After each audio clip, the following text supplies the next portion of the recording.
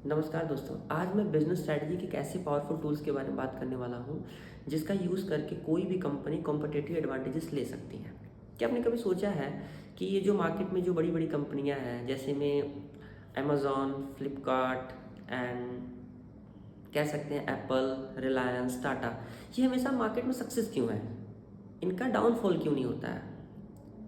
आप और भी प्रोस्पेक्टिव में देखते हैं तो कुछ ऐसी कंपनीज भी हैं जो नए मार्केट में आती हैं, बट सम टाइम वो क्या होती हैं, वो मार्केट से निकल जाती हैं। क्या ये जो बड़ी कंपनियां, क्या ये उनका लक है? नहीं दोस्तों, ये उनका लक नहीं है। एक्चुअल में इसके पीछे वर्क क्या करता है? इसके पीछे वर्क करता है उनका कॉम्पिटिटिव एडवांटेजेस का जो स्ट्रैटेजी होता है। यही कॉम्पिटिटिव एडवांटेजेस को समझने के लिए आज हम बिजनेस मॉडल के एक ऐसे ही टूल्स के बारे में समझेंगे, एक ऐसे ही फ्रेमवर्क के बारे में समझेंगे जिसे हम कहते हैं व्रायो फ्रेमवर्क। ठीक है। अब हम समझते हैं कि व्रायो फ्रेमवर्क होता क्या है। देखिए, व्रायो फ्रेमवर्क इसका नाम कोई नहीं है। व्रायो का मतलब होता है VRIO, इन चार वर्ड से मिलके बना व्रायो। बहुत से लोग होते हैं इसके प्रोनाउंशिएट करते हैं व्रियो, व्रायो, जिसका अपना अपना ओपिनियन होता है, बट समटाइम्स हम उसको एज अ अपने अकॉर्डिंग समझने के लिए हम उसको व्रायो, व्रियो जैसे भी आप समझ सकते हो, इसके अकॉर्डिंग आप प्रोनाउंशिएट कर सकते हो।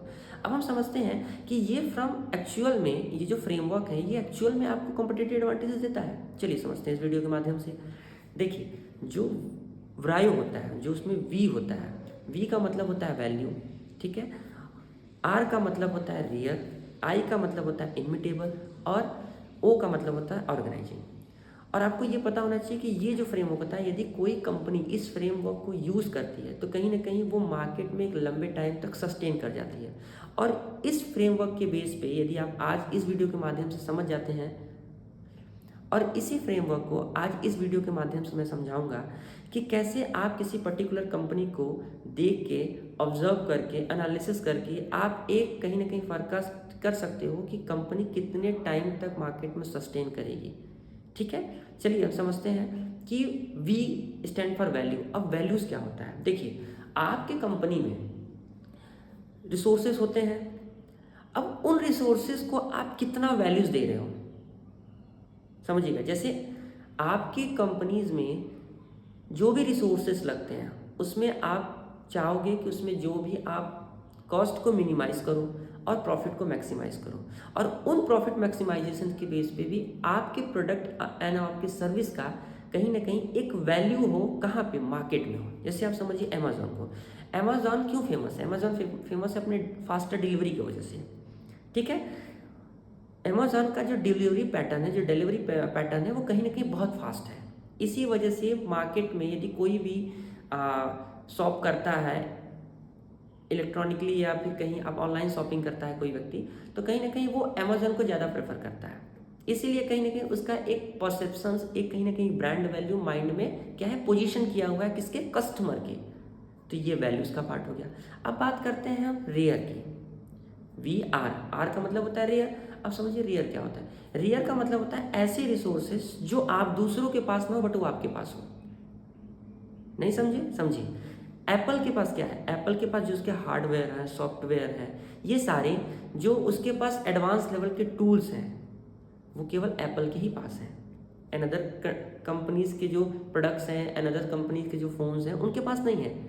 अब ऐसे ही एक नेक्स्ट आता है रेयर। रेयर का मतलब होता है बहुत ही यूनिक, ऐसी रिसोर्सेज जो केवल आपके पास हो, किसी अनदर कंपनीज के पास ना हो।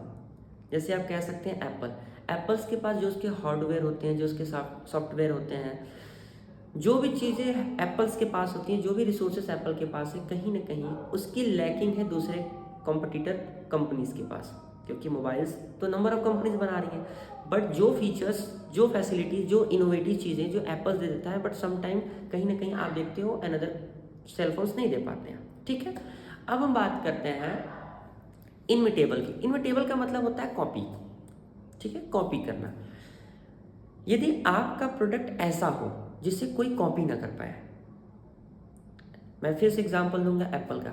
आईफोन का जो आईफोन होता है, आईफोन के पास जो भी फीचर्स, जो भी उसके पास मॉडल होता है, उसको कोई अनदर कंपनीज कॉपी नहीं कर पाती है। इसीलिए वो क्या है? इनमिटेबल है, मतलब वो कॉपी ना कर पाए कोई कंपनी। ऐसा प्रोडक्ट बनाइए। उसके बाद क्या है? लास्ट आता है ऑर्गेनाइजिंग। अब समझते हैं ऑर्गेनाइजिंग क्या था। ऑर्गेनाइजिंग बेसिकली नथिंग, ऑर्गेनाइजिंग कहता है कि ये जो ऊपर के सारे हमने 3 कॉन्सेप्ट पढ़े, उन्हीं को आप एक बेहतर तरीके से यूटिलाइज करो। अब जब आप उन्हीं 3 को बेहतर यूटिलाइज करोगे तो कहीं ना कहीं एक बेहतर आउटपुट आप दोगे, और वही बेहतर आउटपुट आपको मार्केट में कॉम्पिटिटिव एडवांटेजेस आपको देगा। ठीक है, ये होता है व्रायो फ्रेमवर्क। और इसी व्रायो फ्रेमवर्क के बेस पे आप से मैंने स्टार्टिंग में ही बोला था कि आप कहीं ना कहीं एक फॉरकास्ट कर सकते हो, एक फ्यूचर डिटर्मिनेट कर सकते हो कि कंपनी कितने लंबे टाइम तक मार्केट में सर्वाइव करेगी। यदि इन चारों फैक्टर्स का कोई कंपनी यूज़ करती है, इन चारों फैक्टर्स को यूटिलाइज करती है अपने पर्टिकुलर कंपनी में, तो कहीं ना कहीं वो मार्केट में लंबे टाइम तक मार्केट में एग्जिस्ट करते हैं। अदरवाइज कुछ जो कंपनियां इसको फॉलो नहीं करती हैं, वो मार्केट में आते हैं सम टाइम के लिए, वो पीक पे भी रहते हैं, बट सम टाइम बाद वो क्या हो जाते हैं, मार्केट से बाहर हो जाते हैं। यही रीज़न है कि व्रायो फ्रेमवर्क हम पढ़ते हैं। और आपके एग्ज़ाम के पॉइंट ऑफ व्यू, आपके किसी कॉम्पिटिटिव एग्जाम के पॉइंट ऑफ बात करें तो ये फ्रेमवर्क मोस्ट इंपॉर्टेंट है। यदि आपको ये फ्रेमवर्क समझ में आया हो तो चैनल्स को लाइक करिए, सब्सक्राइब करिए, फॉलो करिए, और ऐसे ही वीडियो के लिए आप हमें कमेंट जरूर करिए, सो दैट कि हम कुछ नए नए वीडियोज़ आपके लिए लाएँ और वो वीडियोज़ आपको हेल्प करें आपके एग्ज़ाम प्रिपरेशंस में, आपके कॉम्पिटिटिव एग्ज़ाम के पॉइंट ऑफ व्यू।